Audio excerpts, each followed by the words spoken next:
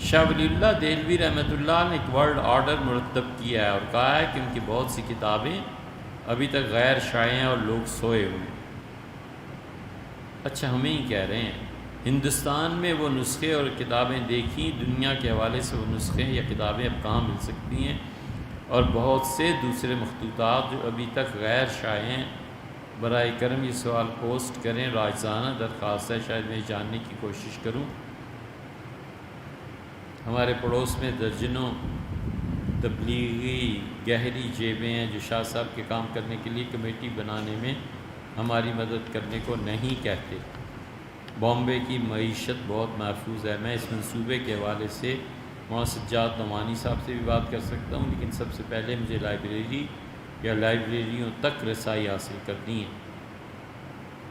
بھیا آسان سی بات جو ہم سمجھیں ہیں وہ یہ ہے کہ شاہ ولی اللہ رحمۃ اللہ کتابوں کا ذکر ہم نے کیا تھا، اور مخطوطات کا جو ابھی تک لوگوں کو پتہ بھی نہیں ہوئے ہیں، شائع بھی نہیں ہوئے۔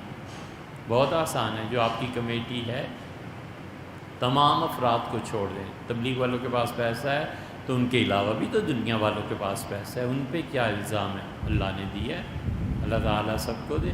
اور اسی طرح مولانا سجاد نعمانی صاحب، ان سے پوچھ لیجئے، اس میں بھی کوئی حرج نہیں، مگر ہم آپ کو آسان راستہ بتائیں۔ ہندوستان میں کئی ایک لائبریریز ہیں جہاں کتابیں پڑھی ہوئی ہیں، آپ خود سفر کے جائیں اور دیکھیں۔ ندوہ کی لائبریری دیکھیں، بہت زبردست چیزیں وہاں ملیں، ہم نے خود دیکھا ہے۔ حضرت شاہ عبدالعزیز صاحب رحمۃ اللہ علیہ کے فتاویٰ ہیں، شاہ رفیع الدین صاحب رحمۃ اللہ علیہ کے فتاویٰ ہیں، اور انڈیا میں ہی بہار چلے جائیے، وہ جو صوبیدار صاحب تھے ان کی لائبریری ہے، خدا بخش کچھ کہتے ہیں، وہ کرنل تھے، خیر جو بھی ان کا عہدہ ہوا زندگی میں، بہت بہت زبردست لائبریری ہے، وہاں چلے جائیے۔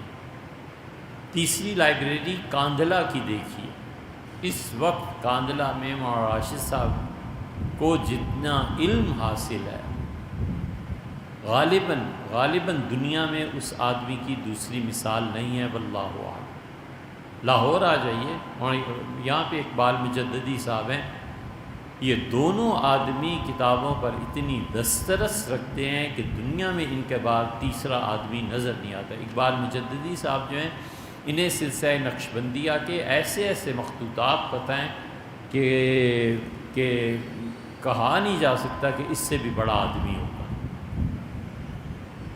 وہ دھن ہے، مست ہے، جا کے بیٹھ جائیں کتاب کا ذکر چھیڑ کے، پھر ساری رات سنتے ہی رہو، بولنے کا ہی موقع نہیں آتا۔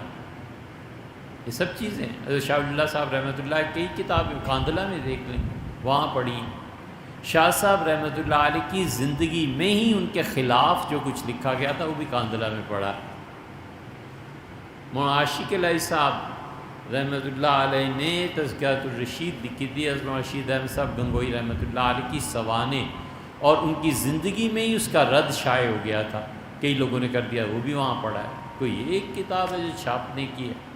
اور یہ جو آپ نے مکتوبات کا ذکر کیا ہے، مکتوبات جو مسلمانوں نے لکھے ہیں، ہم بالکل کوئی جھوٹ نہیں بول رہے، اللہ نہ کرے کہ ایک لفظ بھی مبالغے کا کہیں، 10,000 مسلمان سٹوڈنٹس بیٹھ جائیں اور ساری زندگی اللہ انہیں 80 سال کی عمر دے اور بیٹھ کے ان کتابوں کو ریسرچ ورک کر کے مارکیٹ میں لے آئیں، تو 10,000 کیا 1,00,000 آدمی بھی نہیں کر سکتا۔ ترکی بھرا پڑا، مصر بھرا پڑا۔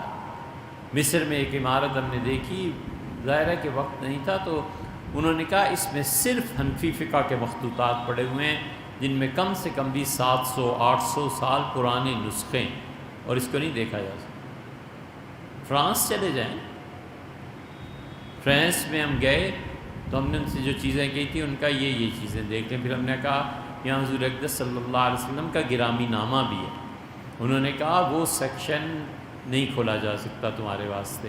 پھر انہوں نے کہا کہ انٹرنیشنل یونیورسٹیز میں جو سٹینڈرڈ ہے، 10 سال کسی پروفیسر نے پڑھایا ہو تو اس کمرے میں جانے کی اجازت ہے، جہاں حضور اقدس صلی اللہ علیہ وسلم کا گرامی نامہ بھی ہے اور بہت نایاب چیزیں اس سے کم علم والا تو جا ہی نہیں سکتا، مگر وہ علم کے موتی کتابیں اپنے آبا کی، جو دیکھیں ان کو یورپ میں تو دل ہوتا ہے ایسی بات۔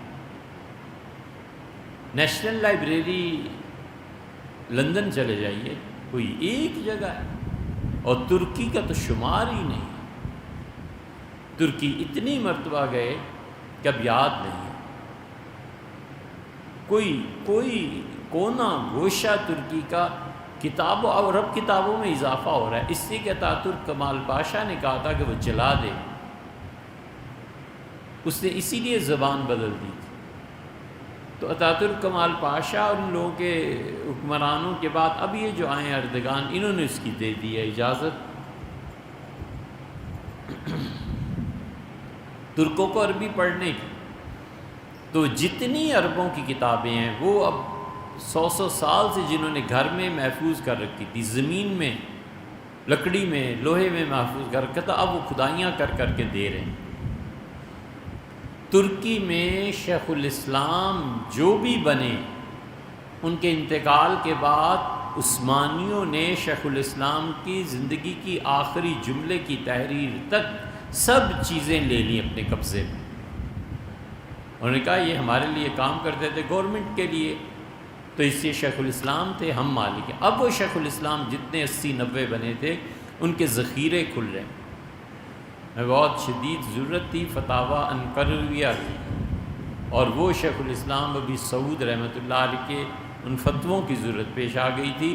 بیت اللہ کی جو تعمیر ہے یہ عثمانیوں نے کرنی تھی، اور بیت اللہ کو ہاتھ لگانا آسان تھوڑا ہی تھا کہ توڑ دیں، دیواریں کھیڑ دیں، تو انہوں نے شیخ الاسلام رحمۃ اللہ سے فتویٰ لیا تھا۔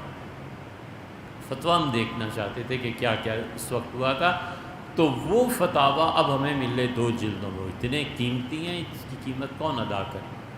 تو بھیا اس سے اب اگر کام کرنا چاہتے ہیں تو اسباب اور وسائل ہیں، کچھ فنڈز اکٹھے کیجئے، کاندلہ چلے جائیے، دلی چلے جائیے، دلی میں بہت بڑا ذخیرہ پڑا ہے۔ یہ حضرت مرزا مظہر جان جانا رحمۃ اللہ کی جو خانقاہ ہے، 17 دن ہم وہاں رہے تھے، ان کا کتب خانہ جیسا بھی ہے، جو بھی وہ دیکھا تھا اس کو دیکھ لیں۔